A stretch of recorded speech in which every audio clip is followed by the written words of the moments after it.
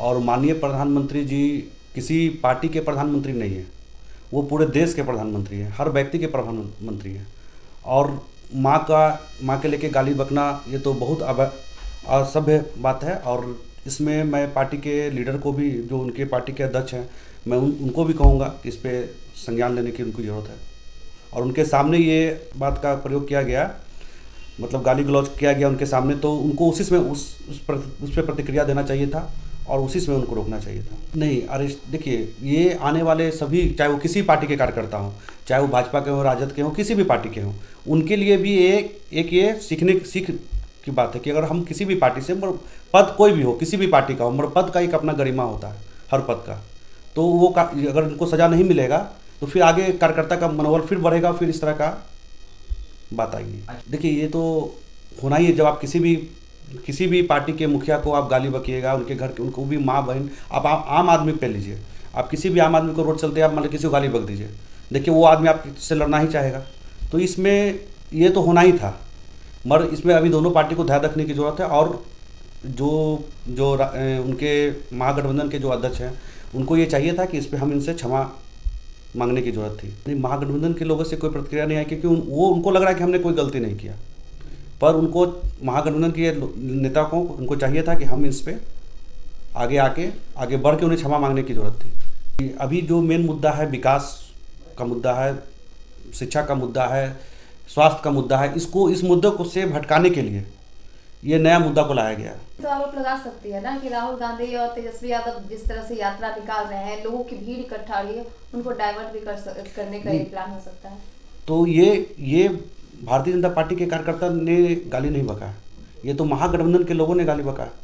तो जिस तरीके से रिएक्शन हुआ है, रिएक्ट किया है, वहाँ जाकर तोड़फोड़ किया सदाकत आश्रम में। देखिए, आपको हम पहले ही बताया कि अगर आप जैसे गाली बकिएगा तो दूसरी तरफ से भी तो आप प्रतिक्रिया को उम्मीद रखिएगा।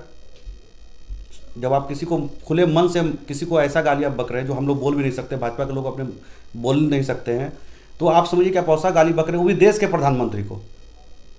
कहीं ना कहीं अपनी शासन को, प्रशासन को ये चैलेंज देने वाली बात हो गई कि हम भी गुंडागर्दी पर उतर जाए। आपकी सरकार है, आप कानूनी प्रक्रिया में जा सकते थे, लेकिन आप गुंडागर्दी पर उतर गए। नहीं, वो देखिए, यहाँ पे जो पार्टी के कार्यकर्ता हैं वो दिल से लगे हुए हैं। उनको भी लगा कि मेरे पार्टी के मुखिया को लोग गाली बका। जैसे अभी आप अपने घर में रहते हैं, अगर आप 2 भाई हैं, तो अगर आपको कोई आके गाली गलौज करे, दूसरा भाई ऑटोमेटिक जाएगा। तो इसीलिए कार्यकर्ता थोड़ा सा ज़्यादा आक्रोशित हो गए। लेकिन चुनावी वर्ष है, अभी मैदान में है, कुम्हरार में लगातार आप घूम रहे हैं, भ्रमण कर रहे हैं, क्या कुछ समस्या नजर आती है? देखिए, समस्या तो कुम्हरार विधानसभा क्षेत्र में है। यहाँ पर जो माननीय प्रधानमंत्री जी का योजना है या माननीय मुख्यमंत्री जी का जो भी योजना है, वो धरातल पे नहीं आ पा रहा है।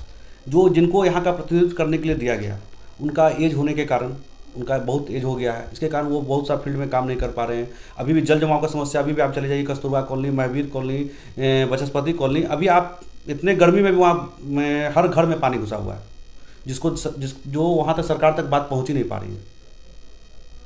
और अभी घूम रहे हैं, और क्या क्या समस्या नजर आ रही है आपको? जल जमाव तो यहाँ बहुत ही बड़ी समस्या है, और क्या क्या समस्या दिख रही है? या आपको अगर किसी पार्टी से टिकट मिलता है, आप चुनाव में उतरते हैं, तो आप क्या करेंगे? देखिए, जल जमाव की समस्या अगर हम लोग उस पर ध्यान दें तो हम ये वादा करते हैं कि 100 दिनों के अंदर जीत के आएंगे, और 100 दिनों के अंदर हम अपने कुम्हरार विधानसभा के जल जमाव से इसको मुक्त करेंगे। यहाँ पे दूसरा सबसे बड़ा समस्या है कि जो आप यहाँ पे आप देखते होंगे, बाजार समिति, मुसल्लेपुर हाट, ये सब का जो एरिया है, ये यहाँ पे लोग पूरे बिहार से लोग आके पढ़ते हैं। तो यहाँ पे ना लाइब्रेरी की व्यवस्था है, स्टूडेंट के लिए ना कोई लाइब्रेरी का व्यवस्था नहीं किया गया है, जबकि सरकार का बहुत सा योजना है, मगर यहाँ के जो जनप्रतिनिधि वहाँ तक पहुँचा नहीं पा रहे हैं।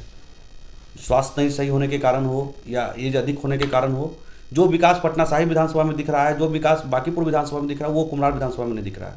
यहाँ पे जल जमाव के अलावा, लाइब्रेरी के अलावा, जिम के अलावा भी एक सबसे बड़ी समस्या है कि यहाँ के जो स्लम बस्ती हैं, यहाँ 26,000 कुम्हरार विधानसभा में स्लम वोटर हैं हमारे। वहाँ पर उनकी जो बेसिक ज़रूरत है, जैसे उनके पास आधार नहीं है, उनके बिल्डिंग में अगर आप जाइएगा जहाँ पे वो रहते हैं, तो वहाँ पे आप रह नहीं पाइएगा 10 मिनट भी। तो मैं सबसे पहले, अगर मैं किसी पार्टी से भी जीत के आता हूँ, अगर टिकट हमको मिलता है और हम चुनाव जीत के आते हैं, तो सबसे पहले मैं स्लम बस्ती का विकास का काम करूँगा। और मैं वादा करता हूँ कि उनके जो बिल्डिंग में जो भी बेसिक ज़रूरत है, मैं 100 दिनों के अंदर ये भी पूरा करूँगा। लगातार अभी स्लम बस्ती में अभी छोटा सा एग्जांपल आपको दे रहे हैं। अभी हम स्लम बस्ती में झंडा तोलन के लिए गए हुए थे। वहाँ पर मतलब पीने के पानी का समस्या था और उसमें मात्र 500 रुपया लगा और 500 घरों को पानी मिला। तो ये छोटा सा समस्या था जिसको वहाँ ना पार्षद देख रहा है, ना वहाँ के जनप्रतिनिधि देख रहे हैं, कोई नहीं। तो वो छोटे छोटे काम करने की ज़रूरत है वहाँ पर। और मैं वादा करता हूँ कि अगर किसी भी पार्टी से मैं जीत के आऊँगा तो मैं ये समस्या को सबसे पहले दूर करूँगा। वहाँ पे बेसिक जैसे आप सरकारी योजना कैसे लीजिएगा, उसका लाभ कैसे उठाएगा, ना आपके पास आधार है, बहुत लोगों के पास ना राशन कार्ड है। एक ऐसा घर वहाँ स्लम बस्ती में हम गए तो वहाँ 4 दिनों से खाना नहीं बना था। तो आप बताइए कि ना उसके पास राशन, विकलांग है, ना उनके पास राशन कार्ड है, ना आधार है, कोई सुविधा ले नहीं पा रहे हैं सरकार का योजना का, और ना कोई वहाँ पे जनप्रतिनिधि कभी जा रहे हैं। सिर्फ आप चुनाव से पहले ही अपने क्षेत्र में सक्रिय थे, हर लोगों से मिल रहे हैं, मुलाकात कर रहे हैं, इनफैक्ट ठंड में कंबल का भी वितरण कर रहे हैं। देखिए, कंबल वितरण तो ठंड में ही करते हैं, मगर हम सालों भर स्लम बस्ती के क्षेत्र में शिक्षा का भी काम करते हैं। अभी झंडा तोलन में अभी हम सभी स्लम बस्ती में कॉपी कलम पेन का वितरण हर साल करते हैं, स्कूल बैग का वितरण करते हैं। तो वो सब तो बेसिक चीज़ है, वो तो ऐसे भी अगर चुनाव लड़े नहीं लड़े वो तो मेरा कार्यक्रम चालू रहेगा।